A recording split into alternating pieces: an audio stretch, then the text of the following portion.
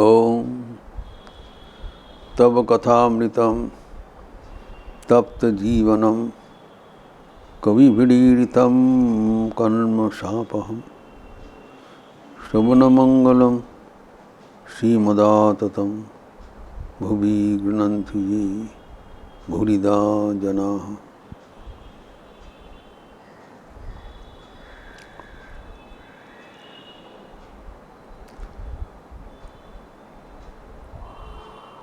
भगवान श्री रामकृष्ण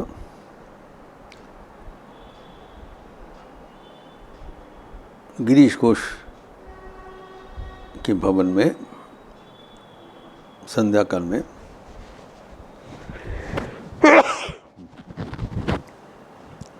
भक्तगण के बीच विराजमान है। गिरीश घोष, डॉक्टर महेंद्र लाल सरकार प्रमुख भक्तगण उपस्थित है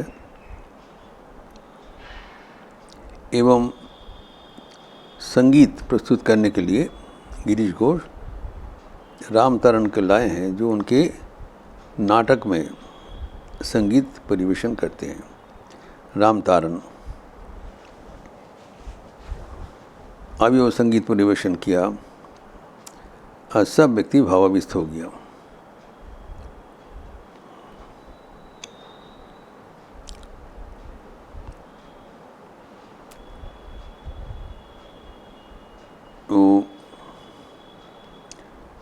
संगीत में जो कहा गया है वो हम लोग कई बार चर्चा किया।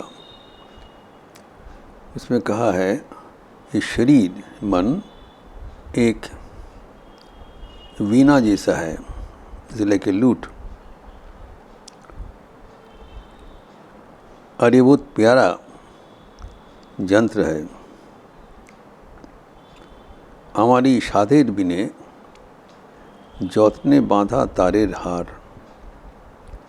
যে যত্न जाने बाजाए बिने उठे सुधा अनिवार। इस शरीर मन को जो यत्न जानते हैं, जो इसको परिचालना करने बजाने जानते हैं, से बजा अत्यंत सुमधुर अमृत संगीत परिवेशन करते हैं। इस शरीर मन से ही हमें ईश्वर प्राप्त करना पड़ेगा, भगवान के साथ युक्त होना पड़ेगा। ये अत्यंत प्यारा यंत्र है, इसको बहुत ध्यान से जतन से इसको लालन पालन करना चाहिए। इससे मैंने कहा था शरीरम माध्यम खलु धर्म साधनम, शरीर को ख्याल रखना चाहिए। शरीर मन बुद्धि अहंकार सबको लेके हमें चलना पड़ेगा। और इसका रहस्य क्या है, सीक्रेट? ताने माने बांधले डोरी, शतधारे बय माधुरी, बाजे ना हल्का तारे, ताने छिड़े कोमल तार। अगर ये शरीर को यथार्थ एट्यून कर लिया जाए, जिससे वाद्य यंत्र को किया जाता है, पहले सुर में उसको ग्रंथित करना पड़ता है, बांधना पड़ता है, मतलब it has to be harmonised with the tune. इसी बताया कि ताने माने बांध ले डोरी, इसको अगर इस ट्यून में सेट कर दिया जाए तब अत्यंत आनंद का जो माधुर्य ये वितरण करते रहेंगे। इस शरीर के भीतर ही भगवान विराजमान है। हमें जानना पड़ेगा कैसे इस शरीर और मन को जो भगवान के साथ युक्त करके रहना चाहिए, तब ये शरीर मन से हमें सब कुछ आनंद मिलेगा। लेकिन अगर इसमें ढीलापन आ जाए तो उसको आवाज़ नहीं मिलेगा, और बहुत खींचने से तार वो खुल जाएगा, छिड़ जाएगा। तो बहुत ज़्यादा ढीला, बहुत ज़्यादा टाइट भी ना करना चाहिए। अवलंबनीय मध्यपंथा, शरीर को ज़्यादा ढीलापन देने से वो हम काम करने में असमर्थ होगा, और ज़्यादा कठोर करने से भी वो काम करने में असमर्थ हो जाएगा।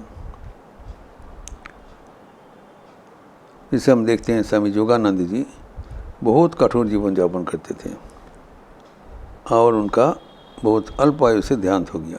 तो श्रीमा शारदा देवी ने कहा, कठोर करे करे अकाले जीवनटा दिल। यंग एज ही डाइड बिकॉज ऑफ ज़्यादा उसको खिंचता नहीं किया। तो सावधानी से हमारे शरीर मन को जतन करके रक्षणावेक्षण करना चाहिए एवं भगवान के साथ, सूर्य के साथ उसका अट्यून करना चाहिए। यही भावना और एक संगीत में अतुल प्रसाद सेन प्रस्तुत किया। तुम्ही गाओ गो, गाहो मम हृदय बुशी, गाहो मम जीवने बुशी। हृदय बांधा जीवन बिना झोंकारे बजाओ। हमारे जो ये जीवन में सब स्वयं भगवान इसको परिचालना कर रहे हैं, वो गीत परिवेशन कर रहे हैं। हमारे शरीर मन मानो एक वाद्य यंत्र है, बिना यंत्र है, इसको बजाते हैं। ये हमको अगर याद रहे तब हमारे जीवन में कोई पिछड़ा नहीं रहेगा।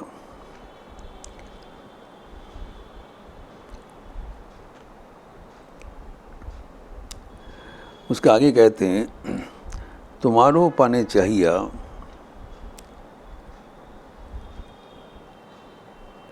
বহিব तोरी बाहिया,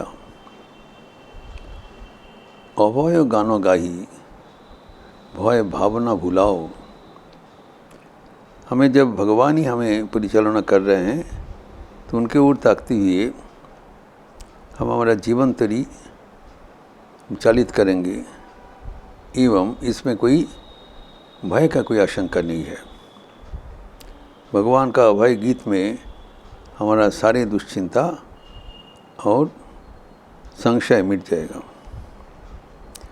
लेकिन इसका मतलब ये नहीं है कि जीवन में हमारा विपद नहीं आएगा। संसार में जय जंजय प्रतिकूलता स्वाभाविक है, तो कैसे उसको मुकाबला करें। दग्ध जबे चित्त रवे ए मरु प्रांतरे। दग्ध जबे चित्त हवे मरु प्रांतरे, अर्थात ये जो संसार मनु में हमारा हृदय चित्त दग्ध होगा, जलन होगा। स्निग्ध करो मधुरो सुरधारे। हमारा जब चित्त का कठिनाई होगा तब आपको इसको स्निग्ध करने का उपाय क्या है? तुम्हारा इस सुर, जिसे बोला है कि ये जो हृदय में जो संगीत का झंकार आप दे रहे हैं उससे हमारा सारे दुख मिट जाएगा। और यही प्रकृति का नियम है। तो चारों ओर देखते हुए वो अतुल प्रसाद सेन के संगीत में वो कह रहे हैं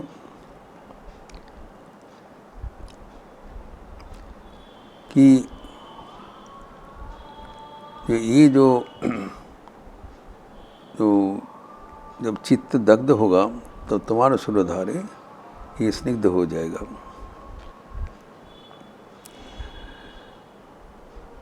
तुम्हारी गाने छंदे पाखिरा गाहे आनंदे। तुम्हारी सुरे छंदे पाखिरा गाहे आनंदे। शिष्य करी आमारे से संगीत सिखाओ।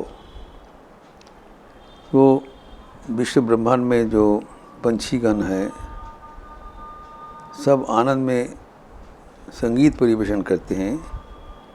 आपका ही संगीत सुर एवं छंद में। Everyone is attuned to God and the nature and they are happy. मुझे वो संगीत सिखाइए और वो संगीत सीखकर मैं भी सबके ओर से सबके जैसे हम आनंद में जीवन बिताएंगे। सुंदर ये संगीत का भाषा दिया है। अनुरूप एक संगीत रविंद्रनाथ ठाकुर भी परिवेशन किया। रविंद्र संगीत में जो वर्षा ऋतु में गीत होता है, प्रकृति का अंतर्गत वो गीत है, मोर बीना आजी कौन सुरे बाजे।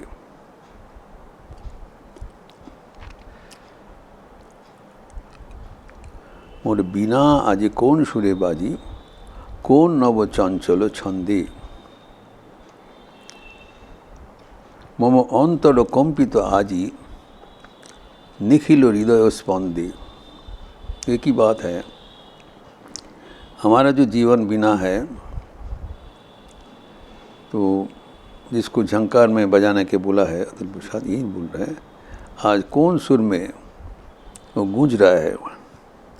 और वो जो निखिल स्पंद है सबके भीतर जो भगवान विराजमाना है, निखिल में जो सारा विश्व में जो गूंज उठ रहा है, उसके साथ इसको सेट हो गया।